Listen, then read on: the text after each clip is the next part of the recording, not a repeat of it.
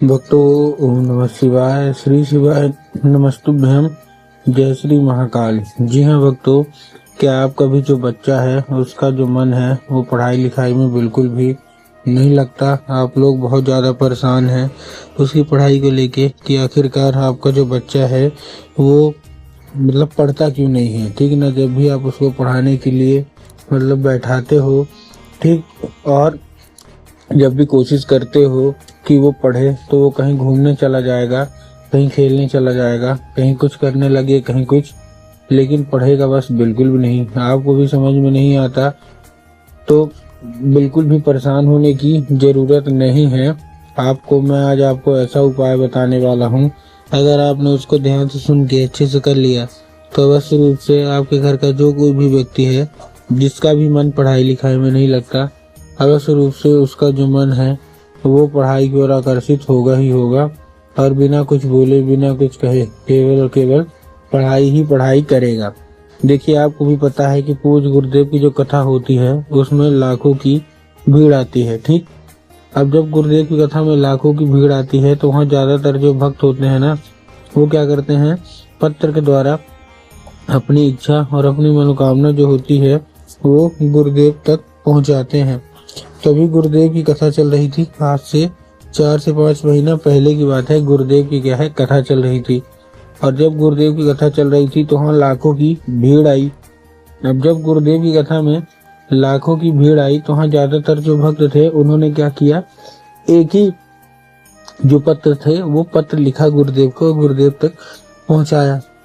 अब जब गुरुदेव के पास पत्र पहुंचा और गुरुदेव ने पत्र पढ़ा तो वहाँ गुरुदेव ने देखा कि ज्यादातर जो भक्त हैं उनकी क्या है, केवल और केवल एक ही इच्छा और एक ही मनोकामना है, क्या, कि गुरुदेव हमारा जो बच्चा है उसका जो मन है वो पढ़ाई लिखाई में बिल्कुल भी नहीं लगता। हम लोग बहुत ज़्यादा परेशान हैं उसकी पढ़ाई को लेके कि आखिरकार हमारा जो बच्चा है ना उसका जो मन है वो पढ़ाई में लिखाई में क्यों नहीं लगता। कृपया करके कोई उपाय बता दें ताकि हमारे बच्चे का जो मन है वो पढ़ाई की ओर लगने लगे। जब भी कोशिश करते हैं कि वो पढ़े तो कहीं घूमने चला जाएगा, कहीं खेलने चला जाएगा, कहीं कुछ करने लगेगा, कहीं कुछ, लेकिन पढ़ेगा बस बिल्कुल भी नहीं। हम लोग भी बहुत ज़्यादा परेशान हैं उसकी पढ़ाई को लेके। कृपया करके कोई उपाय बता दें। अब जब गुरुदेव ने ये देखा तब गुरुदेव ने 2 से 3 उपाय बताए। उसमें ये भी था कि गुरुदेव हमने उसके पीछे क्या कुछ नहीं किया, बहुत अच्छी उसको स्कूल में डाल के रखा है, बहुत अच्छा उसको कोचिंग ट्यूशन दे रहे हैं, हर एक तरह की सुख सुविधा दे रहे हैं, लेकिन फिर भी जब बात पढ़ाई की आती है ना तो कहीं घूमने ही जाएगा, कहीं खेलने जाएगा, कहीं कुछ करेगा, कहीं कुछ, लेकिन पढ़ेगा बस बिल्कुल भी नहीं। कृपया करके कोई उपाय बता दे।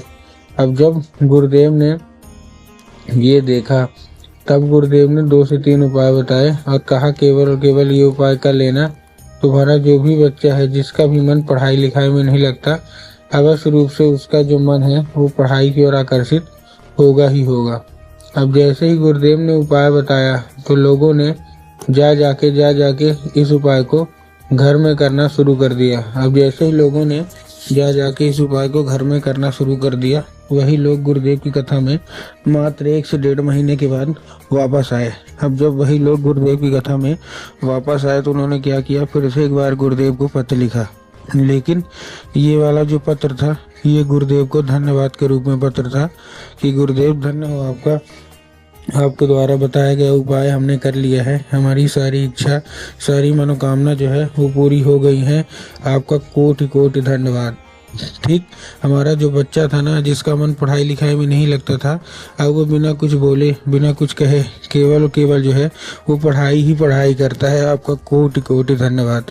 तो देखिए, जो लोग भी मेरी आवाज़ अभी सुन रहे हैं ना, अगर आपको भी जानना है कि आखिर ऐसा कौन सा उपाय है कि जिसको करने मात्र से इच्छा मनोकामना जो है वो पूरी हो जाती है, तो चलिए हम बताते हैं आपको आज की इस वीडियो के माध्यम से कि आपको करना क्या है। तो बस उपाय ध्यान से सुन के अच्छे से करिएगा ज़रूर, ठीक। लेकिन उसके पहले चैनल पे अगर पहली बार आए हैं और आवाज़ मेरी पहली बार सुन रहे हैं तो वीडियो कर दें लाइक और चैनल को भी कर लें सब्सक्राइब, ताकि पूजनीय पंडित प्रदीप जी मिश्रा के रोज नए नए उपाय जो कि मैं उनकी कथा से सुनता हूँ, श्रवण करता हूँ, सबसे पहले मैं आपको प्राप्त करा सकूँ, ठीक। तो देखिए जो हमारा सबसे पहला उपाय है, उस उपाय में आपको करना क्या है। उस उपाय में आपको लेना है 3 काली तिल और साथ में आपको लेना है 1 धतूरा। तो क्या ले लिया, 3 काली तिल ले लिया, साथ में आपने 1 धतूरा ले लिया। धतूरा लेने के बाद आपको करना क्या है, जैसे आपने धतूरा लिया, धतूरा लेने के बाद अपने बच्चे के हाथ में देके उसको भेज दीजिए कहाँ, सीधा सीधा शिव मंदिर। अब जैसे ही आपका बच्चा शिव मंदिर पहुंचेगा, शिव मंदिर पहुंचने के बाद उसको बोलिएगा कि दक्षिण दिशा में खड़ा हो जाए और उत्तर की ओर अपना चेहरा कर ले। अब देखिए दक्षिण और उत्तर में भी ना बहुत सारे लोग कंफ्यूज होते हैं कि दक्षिण क्या है, उत्तर क्या है, हमको थोड़ा साफ साफ बताओ। तब गुरुदेव ने साफ साफ बताया है कि आप जिस भी शिव मंदिर जा रहे हैं ना, उस शिव मंदिर का जिधर साइड जलाधारी होगा, आपको अपना चेहरा उधर साइड करके खड़े हो जाना है। ठीक, खड़े हो गए। खड़े होने के बाद आपको करना क्या है, एक नाम लेके, कौन सा, महादेव का बहुत ही सुंदर सा नाम है, श्रम्भेश्वर महादेव।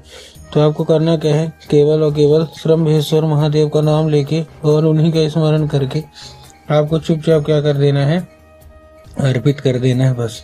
पूज्य गुरुदेव कहते हैं कि अगर आपने ऐसा कर लिया तो श्रम्भेश्वर महादेव की कृपा उसके ऊपर होगी ही होगी, और उसका जितना भी, ठीक है, मन इधर उधर के कामों में लगता है, वहां से न लग के केवल और केवल जो मन है ना, वो पढ़ाई की ओर आकर्षित होगा ही होगा।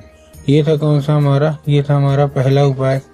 अब हम चलते हैं अपने दूसरे उपाय की ओर। अब देखिए जो हमारा दूसरा उपाय है, इस उपाय में करना क्या है आपको, जो हमारा दूसरा उपाय है, इस उपाय में सिंपल सा, आपके घर में माता सरस्वती की फोटो या मूर्ति होना अति अनिवार्य है। ठीक ना, इस चीज का आपको ध्यान रखना है कि इस उपाय में आपके घर में माता सरस्वती की फोटो या मूर्ति होना अति अनिवार्य है। अगर आपके घर में माता सरस्वती की फोटो या मूर्ति है तब तो अच्छी बात है, लेकिन अगर आपके घर में माता सरस्वती की फोटो या मूर्ति नहीं है तो आपको बाजार जाना है और माता सरस्वती की फोटो या मूर्ति क्या करना है, लाना है घर और स्थान दे देना है। ठीक, स्थान दे दिया। स्थान देने के बाद आपको करना क्या है, शाम के वक्त में जैसे ही आपके घर में पूजा पाठ होती है ना, ठीक, तो अपने घर में स्थान दे दिया, साथ में आपको ले लेना है क्या, 1 लाल फूल।